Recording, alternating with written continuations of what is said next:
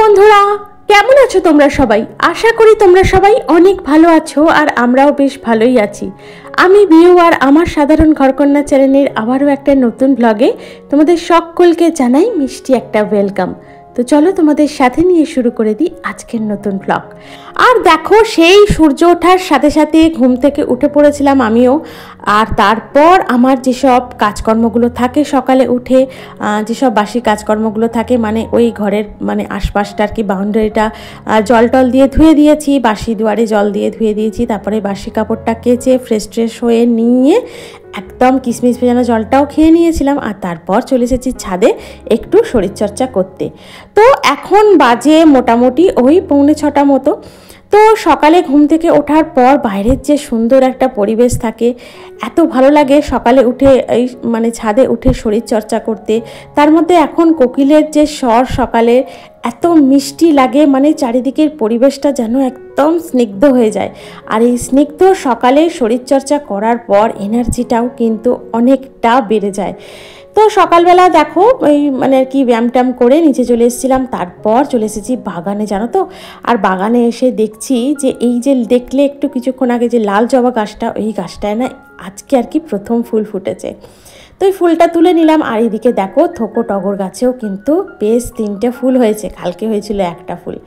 আর আজকে দেখো এই টগর গাছটায়, মানে এটা হচ্ছে সিঙ্গেল, তো এই সিঙ্গেল টগর গাছটাতেও মোটামুটি 3-4টে মতো ফুল হয়েছিল। তো এই কটা ফুল তুললাম। তারপরে আমাদের যে এখন অপরাজিতা ফুল গাছটা আছে না, ওটাতে না পুরো একদম জানো তো ভরে ভরে ফুল হচ্ছে, মানে এত সুন্দর লাগছে কি বলবো। ওটার মানে তোমাদের সাথে অনেকবার শেয়ার করেছি, তো সে কারণে আজকে আর করলাম না। তো প্রচুর ফুল হচ্ছে, মানে হাড়ে ঘরে ফুল হচ্ছে যাকে বলে। তো আমার মানে দেখার পর মানে আমার না ওই ফুলের শখটা খুব ছিল অনেক দিন ধরে। আমার অনেক কাউকে বলেছি যে ওই ধরনের যদি কোনো দানা পাওয়া যায় বা চারা গাছ পাওয়া যায় তাহলে না বাগানে এনে বসাবো। তো আমার বাগানে জানো তো মোটামুটি অনেকগুলো ফুল গাছ হয়েই গেছে, মানে জবা গাছই বেশি আর কি। তার মধ্যে তো দেখোই আম গাছ আছে, লেবু গাছ আছে।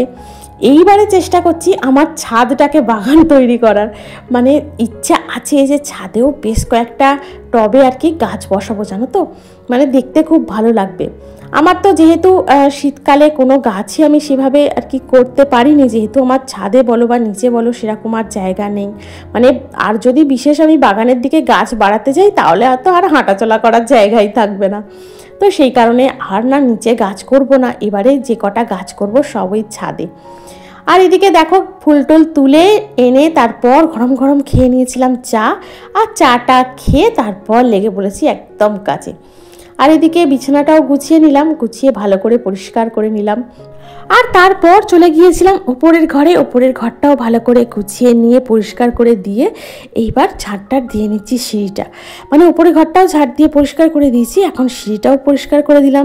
আর এখন চলে এসেছি এই ঘরদোরগুলো ঝাড় দিয়ে পরিষ্কার করে নিতে। এমনিতে মোটামুটি চারিদিকে একটু মোছামুছি করে নিয়েছি, মানে এই টিভির কাঁচটা বলো বা এদিকের আলমারিটা বলো মোটামুটি হালকা হালকা করে একটু মুছে নিয়েছি।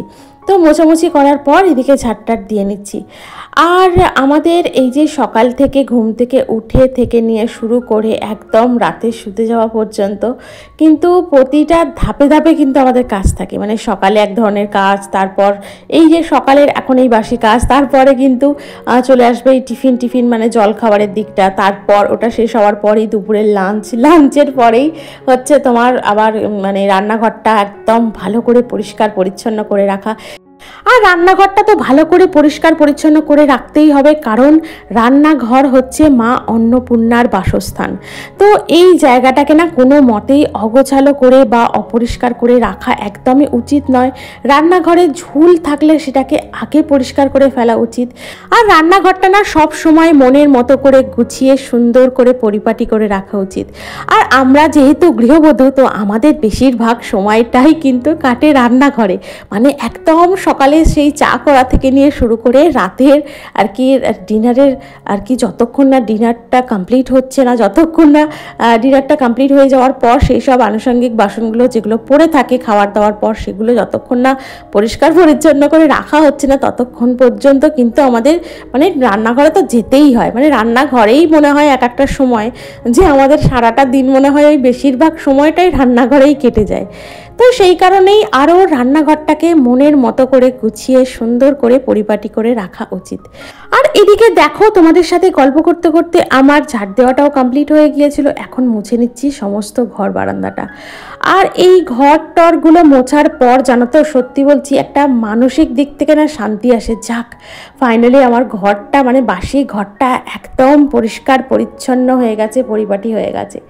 তো এদিকে ঘরদরগুলো মোছামুছি করছিলাম, আর ওদিকে মনের বাপিও বাইরে থেকে চলে এসেছে আর নিয়ে এসছে এই সমস্ত জিনিস কটা, মানে একটু ময়দা, চিনি, একটু চায়ের দুধ, তো এই সমস্তগুলো আনার ছিল। তোকে বলেছিলাম, তো নিয়ে এসছে। তারপর এগুলোকে আবার জিনিস জায়গায় গুছিয়ে রেখে আর এদিকে করে নিচ্ছি জলখাবার। তো আজকে জলখাবারটা একটু তাড়াতাড়ি করে খেয়ে নিয়েছি। আর মনের বাপিকে তো দেখলেই করে দিয়েছিলাম একটু ডাল সিদ্ধ রুটি, মানে আর কাঁঠালি কলা, এগুলোই হয়েছিল। আর আমার মনের আর মায়ের জন্য করে নিয়েছিলাম একটু আলু ভাজা। তো এই ছিল আজকের আমাদের জলখাবার। আর তারপরেই তাড়াতাড়ি করে রেডি হয়ে যাচ্ছি, কারণ একটু বেরোতে হবে বাইরে। মায়ের না বেশ কয়েকটা ওষুধ ফুরিয়ে গেছে, তো সেই ওষুধগুলোকে নিয়ে আসবো। আরও অন্যান্য কাজ আছে বাইরে মোটামুটি একটু, তো সেগুলোকেও কমপ্লিট করে নেবো, মায়ের ওষুধটাও নেব, নিয়ে একদম বাড়ি আসবো। আর এদিকে জানো তো, রান্নাবান্নাগুলো কিন্তু শেষ হয়নি, তখনও বেরিয়ে পড়েছিলাম ওষুধ আনতে। তো ওষুধ নিয়ে আসলাম, প্রায় ধরো 1.5 ঘন্টা মতো তো লেগে গেছে, 1 থেকে 1.5 ঘন্টা। তো আসার পর দেখলাম না, আর তো মানে কোনোভাবে রান্নার দিকে গেলে হবে না, কারণ এমনি মোটামুটি অনেকটা লেট হয়ে গেছে। তো আরও যদি আমি রান্নার দিকে যাই, এদিকে স্নানটাও করতে অনেক বেলা হয়ে যাবে। তাই ভাবলাম আগে স্নানটা করে নিয়ে, পুজোটা করে নিয়ে একদম রান্নার দিকে যাব। যেহেতু মনের বাপি আজকে আসবেও একটু দেরি করে বাড়িতে, তো সেই কারণেই স্নান টান সেরে নিয়ে স্কিন কেয়ারটাও দেখলে করে নিয়েছি। আর এখন স্কিন কেয়ার বলতে একটু ওই সানস্ক্রিন ইউজ করলাম, আর সকালের দিকে জানো তো ময়শ্চারাইজারটা একটু ইউজ করে নিচ্ছি। তো বলতে পারো এই আমার একটু হালকা ফুলকা স্কিন কেয়ার, কারণ আমি মুখে হাবিজাবি ক্রিম বিশ্বাস করে আমার মাখতে চাই না, আমার মাখার কোনো এতটুকু ইচ্ছা নেই। জানি না ভবিষ্যতে কি হবে, মানে কি স্কিনটাকে ভালো রাখার জন্য হয়তো আমাকে আরও প্রোডাক্ট ইউজ করতে হবে। তো যাই হোক, যত চেষ্টা করেই কম মানে প্রোডাক্ট ইউজ করে আমার স্কিনটাকে ভালো রাখা যায়। আর এদিকে দেখো, যে কটা জামা কাপড় ছিল ছাদে মেলে দিয়েছি। আজকে যেন তো বেশি জামা কাপড় ছিলও না, কারণ খুব কমই ছিল। কারণ কি বলতো, ওই যে বাইরে বেরিয়েছিলাম, তো ভেবেছিলাম কিন্তু অনেক কিছু ভিজিয়ে দিই তারপর বেরোই, কিন্তু ফিরতে যাওয়া এতটা লেট হয়ে যাবে আমি তো বুঝতে পারিনি। ভাগ্যিস, এখন তো ভাবছি ভাগ্যিস আমি ভেজাইনি, নাহলে ওগুলো কাচাকুচি করতে গিয়ে না আরও দেরি হয়ে যেত, আর রান্নাটাও না অনেকটা দেরি হতো করতে। আর জানো তো, আমার না পুজো করতেও নেহাতি কম সময় লাগে না, বেশ কিছুটা সময় আমি ওখানে দিই। কি বলতো, আমার ভালো লাগে পুজো করতে বসে বেশ কিছুটা সময় ঠাকুরের কাছে কাটাতে। মানে পুজো করার পর ঠাকুরকে যে সাজানো হয় না, তারপর না আমার বিশ্বাস করো চোখ একদম সরাতে ইচ্ছাই করে না। যেন মনে হয় মানে ঠাকুরের এই যে সাজটা, মানে ঠাকুরকে সাজানোর পর যে সুন্দর লাগে ঠাকুরের ওই যে সিংহাসনটা, তো বিশ্বাস করো ওখান থেকে না উঠে আসতে একদমই ইচ্ছা করে না। কিন্তু এদিকে তারাও থাকে যে রান্নাটা করতে হবে, রান্নার কিছুই হয়নি। তো যাই হোক, তারপর তাড়াতাড়ি করে চলে এসে বসিয়ে দিয়েছিলাম ভাতটা, আর তারপর এদিকে আনাজপাতিগুলো ভাতটা বসিয়ে কেটে নিয়েছিলাম। তো কেটে নেওয়ার পর আজকে ভাবলাম যে বিশেষ কিছুই করব না, করব মাছের ঝোল ভাত। আর আগের দিনে জানো তো মানে আর কি টমেটো বলে ফেলছি, আমের চাটনি আছে। এখন তো আর টমেটো চাটনির কোনো ব্যাপারই না, এখন বেশ আম উঠে গেছে, তো আমের চাটনিটা খেতেও জানো তো এখন ভালো লাগে।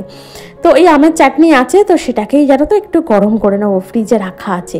তো সব রান্নার শেষে ওটা করব। আর এদিকে দেখো মাছ ভেজে নিয়েছিলাম, আর তারপর জানো তো পটল দিয়েছিলাম আজকে মাছের ঝোলে। ওই পটলটাকেও আগে একটু হালকা করে ভেজে তুলে নিয়েছি, আর তারপর দিয়েছিলাম ঝিঙে, ডাঁটা, আলু, এই সমস্ত কিছু আনাজ জিরে ফোড়ন দিয়ে ভালো করে ভেজে নিয়ে। আর এদিকে দেখো আদা বাটা আর একটু টমেটো বাটা দিয়েছি। জানো তো আদাটা টমেটোটা পেস্ট করে যদি ঝোলে দিই না, তাহলে কি হয় বলো তো, ঝোলটা না একদম সেই টেলে পাতলা হয় না, বেশ ভালো হয়, মানে একটু ঘন ঘন হয়। আর কি হয়, আর কালারটা কিন্তু দারুণ আসে। আর এদিকে দেখো আমি রান্না করছি, আর সমানে না ও কুই কুই করেই যাচ্ছে, মানে ওকে না তাকাচ্ছি না, ওর কাছে আসছি না অনেকক্ষণ। ও এসেছে দেখেছি, কিন্তু ওর কাছে আসছি না, ওকে আদর করছি না, সেটা আর কি ও আমাকে ডাকছে অনেকক্ষণ ধরে। তাই রান্নাটা বলতে পারো একটু থামিয়ে ওর কাছে এসেছি, ও কি বলতে চাইছে আমাকে সেটা শোনার জন্য। এদিকে দেখো মেয়ে কি করেছে, মেয়ে ওর কপালে আজকে আবার একটা টিপ পরিয়ে দিয়েছে। তো ও অনেকক্ষণ ধরেই ডাকছিল, ভাবলাম যাই দেখি ও কি বলে। তো কিছুই বলছে না, ওকে দেখো দেখে ও ফোনটা করছি, তো মানে ক্যামেরাটা করছে, ও কিন্তু বুঝতে পারছে, ও সমানে আমার দিকে তাকিয়ে আছে। তারপর দেখছি কিছু বলছে না, শুধু তাকিয়েই আছে। তারপর এদিকে চলে আসলাম আর বাকি রান্নাটা কমপ্লিট করে নিলাম। আর আজকে জানো তো আবার ওবেলা বেরোতে হবে, মেয়েটাকে নিয়ে পড়াতে যেতে হবে। তো অনেকটা দূরে আজকে পড়া আছে। তো গতবার একবারই ক্লাস করিয়েছিলাম, মানে গত সপ্তাহে। তো দেখলাম না ফিরতে ফিরতে রাত্রির 10টা বেজে গেছে। তো সেই কারণে ভাবলাম যদি তরকারিটা একটু করে রাখি, মানে এবেলার জন্যই করছি আর কি, যদি থাকে তো থাকবে, আর না থাকলে ওই বাড়ি এসে একটাই গতি, একটু আলু ভাজা রুটি করে নেবো, ব্যাস আবার কি। তো এদিকে দেখো মাছের ঝোলটাও কমপ্লিট হয়ে গেছে। আর জানো তো বাঁধাকপিটা মনের বাপি এনেছিল বেশ কিছুদিন আগে, আর এই আজ করব কাল করব বলে কিছুতেই করা হচ্ছে না। মানে এখন কি বলো তো, মানে কপি দেখলেই না আর ভালো লাগছে না, মানে ফুলকপি বলো আর বাঁধাকপি বলো, এত ফুলকপি বাঁধাকপি খাওয়া হয়েছে যে এখন আর বিশ্বাস করো একদম ভালো লাগছে না। এখন বেশ কিছুদিন আবার এই খাওয়াটা বন্ধ রাখলে, মানে ফুলকপি বাঁধাকপি খাওয়াটা বন্ধ রাখলে তারপর যদি আবার খেতে ইচ্ছা করে। তো এটাই হয় জানো তো, ওই ঢ্যাঁড়স পটল খেতে খেতে মুখটা এমন হয়ে যাবে গ্রীষ্মকালে, তখন আর লাস্টের দিকে শেষের দিকে এসে বিশ্বাস করো ওই ঢ্যাঁড়স পটল আনলেই না মাথাটা তখন মনে হয় যে কেন আনলো আর কিসে তো কি খাবো, এটাই তো সবজি, ঝিঙে পটল ঢ্যাঁড়স আর ঢ্যাঁড়স পটল ঝিঙে, ঘুরিয়ে ফিরিয়ে এইটাই রান্না হবে। আর তাই ভাবলাম আর বাঁধাকপিটা ফেলে রেখে লাভ নেই, আজকেই কেটে করে ফেলি, তো খাওয়া হয়ে যাবে, মানে বাঁধাকপিটা গতি হয়ে যাবে। তো সেই কারণে বাঁধাকপিটাও তাড়াতাড়ি করে কেটে নিয়েছিলাম, কেটে নিয়ে আর দেখো এদিকে বাঁধাকপির তরকারিটাও কমপ্লিট হয়ে গেল। আর তাহলে আজকে আমাদের দুপুরের লাঞ্চের মেনু হচ্ছে ভাত, বাঁধাকপির তরকারি, মাছের ঝোল আর হচ্ছে আমের চাটনি। তো এই হচ্ছে, আর হ্যাঁ শশা কেটেছিলাম জানো তো। তো আর এই হচ্ছে আজকে আমাদের দুপুরের লাঞ্চের মেনু। তো এদিকে আমার রান্নাটাও কমপ্লিট হয়ে গেছে। তারপর গ্যাস চিমনিটা ভালো করে পরিষ্কার করে নিয়ে কড়া টড়াগুলো ভালো করে মেজে ধুয়ে নিয়েছিলাম। আর এদিকে দেখো লাঞ্চটাও কমপ্লিট করে নিয়ে তারপর যেসব বাসনপত্রগুলো পড়েছিল সেগুলোই আর কি মাজা ধোয়া করে নিচ্ছি। তো এই হচ্ছে আমাদের সংসারের আর কি গৃহবধূদের রুটিন। সেই ভোর 5টায় উঠেছি, তো উঠে শরীরচর্চা প্লাস বাসি কাজ, টিফিন, লাঞ্চ আর বাইরেটাও কিন্তু সামলাতে হবে। এইবার কিছুক্ষণ পরে কিন্তু বেরিয়ে পড়তে হবে মেয়েটাকে নিয়ে, কারণ বিকাল 5:30টায় ট্রেন আছে। তো এদিকে দেখো বেরিয়ে পড়েছিলাম মেয়েটাকে নিয়ে, আর এখন হচ্ছে ফেরার সময়।